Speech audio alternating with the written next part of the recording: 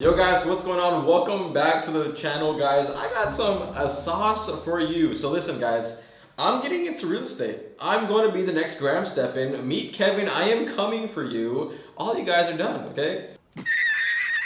So I'm just joking, guys. But long story short, I've been able to see a lot of money within the last couple years working on my businesses and stuff like that. So I've been able to, have a nice, decent size of cash flow, and I can now invest into things in the hundreds of thousands of dollars.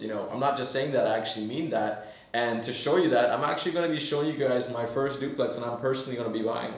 Okay, I don't want to give you guys the address of it, but because I don't want you to buy it, man. This is a good deal. And the funny thing about it is it's not in California where I live, and I'm probably never going to see this property. That's the craziest part. It's in Ohio, and I'm buying in Ohio for a couple of reasons, because California is just, there's no room for appreciation. It's already kind of at the peak. So if your property is $1 million, there's no chance of it going to $2 million. It's very, very unlikely. The thing about Ohio real estate is that it's up and coming, it's developing, and it's really, really cheap. So you can get in early as a good deal for your first few investments. So having that being said, I want to go ahead and throw you guys some pictures to show you guys what the house looks like, and then we can go from there. So this is what that house looks like. This is a duplex in Ohio. I don't know how much square feet, we'll get into the financials and the logistics later. It's Ohio. This is kind of what the apartment or the duplex looks like. There's two stories. One story is the top story, which is the first unit, and then the second unit. So this is Section 8. What Section 8 basically means is that the government actually helps fund the rent for the house for the person. So that's really good. Basically meaning that I don't have to rely on the person to pay me. The government's gonna pay me my money. So that's the really good way of renting into houses, knowing that you don't have to worry about the money. Someone else is gonna pay for the money. So that's the best thing. So look, this is kind of what the house looks like. It's decent. It's nothing crazy. It's not a mansion. It's nothing like that. But it does cash flow, like I show you later. So the bathroom. Here's the bathroom. Here's the other room. There's a bunch of rooms in this duplex. So I can go on and on. But while I'm actually scrolling through these pictures, I'm actually going to talk more about it. So I actually came across an investor, and pretty much, look, I don't know anything about real estate, but I wanted to get into the game. So I didn't say no. I didn't say no because it was hard for me to get in. I don't have anyone. I don't know anyone. I didn't know where I was going to go. I don't know what I was going to do. But eventually I figured it out. I just kept hitting people up and kept getting on calls with people and kept following up every day. Like he said, yo, bro, don't talk to me unless you have an LLC established in the state that you want to buy in. I said, boom, say no more. I spent $400 on an LLC. I said, hey, I got my EIN number. Let's get started. And he was like, whoa, this guy's serious. And I was like, find me some deals, bro. Find me some deals. I don't care if I'll give you a percentage. Find me some deals. He found me 4 or 5 deals. And now next thing you know, I got pre-approved from the loan officer, the people that are actually going to be giving me the loan. I have to spend a lot of money on the loan. It's not an FHA, but at the same time, I have the cash to play with, so it doesn't really matter at the end of the day. So here's a couple pictures. Like I said, I'll keep going, but I think you guys get the idea of what the property looks like. It's not the best. It's probably like a 7 out of 10 when it comes down to like property, structure and integrity and everything like that. It's not the best, but it is definitely enough to keep the renters there. The 2 units are already rented, which is the best part about it, is that I don't have to worry or I have to try to find everything in terms of tenants and stuff like that. But let's get down into the financials, because I know that's what all you guys are waiting for. So let's get into it. So let's go. Ready, guys? Let's make it happen. Okay, guys, so this is the property analysis tool. This is how much money we're going to be making, how much money this is all going to cost us. So let's go ahead and zoom in a little bit to show you what we got going on here. So first things first. So we're gonna be putting down 30% down on the loan. If we could get lower, that's awesome. But I have to put a high amount because I'm a risky investor, because I don't have other properties, or I'm not a doctor or a freaking engineer. Okay. So the purchase price is about $95,000. Okay. The loan amount is $65K. Let me go ahead and highlight things for you so you guys get the idea. So the loan amount is, I have to put down $32,000 for this property. Basically, that's including escrow fees and loan origination fees, which is, basically, this is kind of what you got going on here, okay? You have to pay that stuff, so there's no other options. So in terms of how much rent I'm going to be making, so in terms of estimated annual gross rent, I'm going to be making $25,320 from the rent every single year. But let me tell you right now, that's not how much you're coming out of pocket. So these payments right here, like these annual principal and interest on the loan because I have to pay it off every month, right? Eventually it's going to come out to $4,000. The property taxes are going to come out to $1,600. The annual home insurance is going to come out to $617 per year.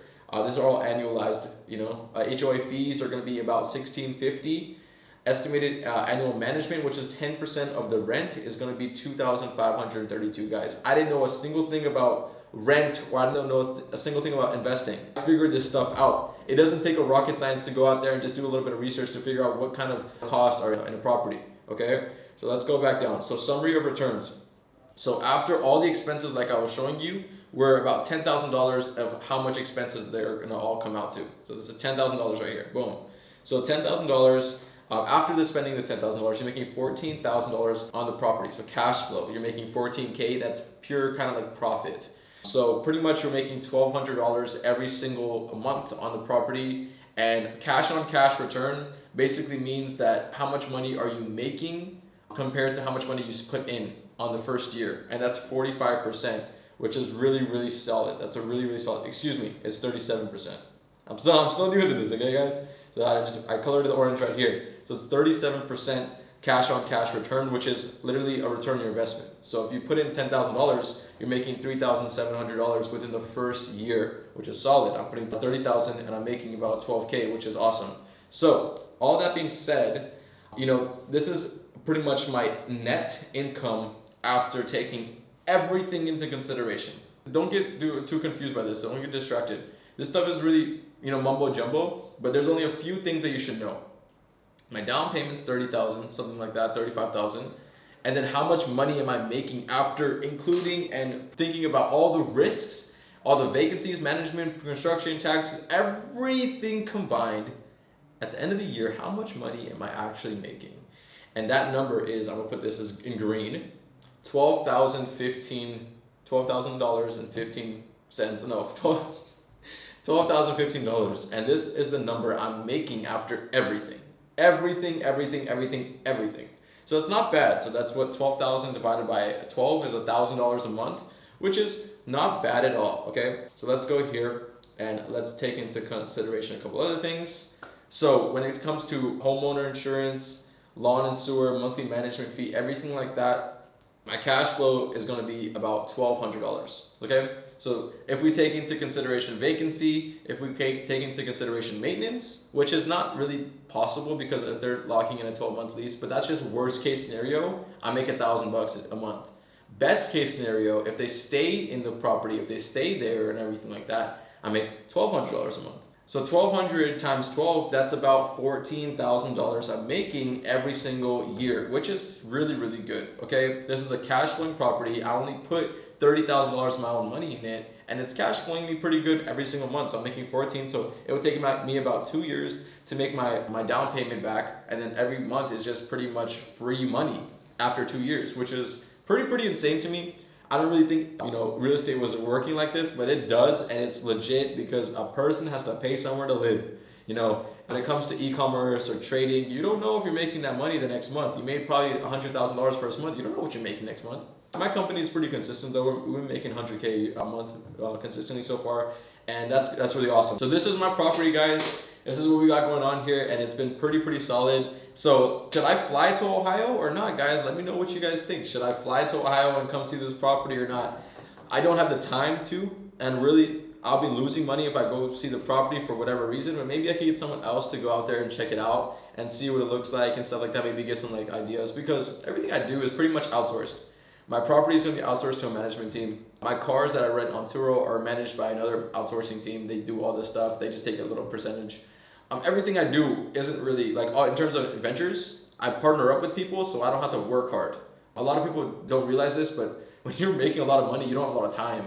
And when you don't have a lot of time, you can't do things for fun, okay? So I'm doing all these really cool side hobbies or side ventures, but know that it's being done by other people. I'm not out there freaking fixing up the toilets or handling the freaking car rentals. It's us other people that are all doing that stuff. Other than that, guys, thank you so much for watching. So let me know what you guys think about this. I want to buy a property every 2 months. That's my goal. And I think that's very likely. I have a lot of cash that I could easily, comfortably do this. And I think that'd be pretty fun to, buy 6 properties by the end of the year. I want to do 10, but 6 would be cool too. We'll see what happens, guys. Anyways, guys, thank you so much for watching, and peace.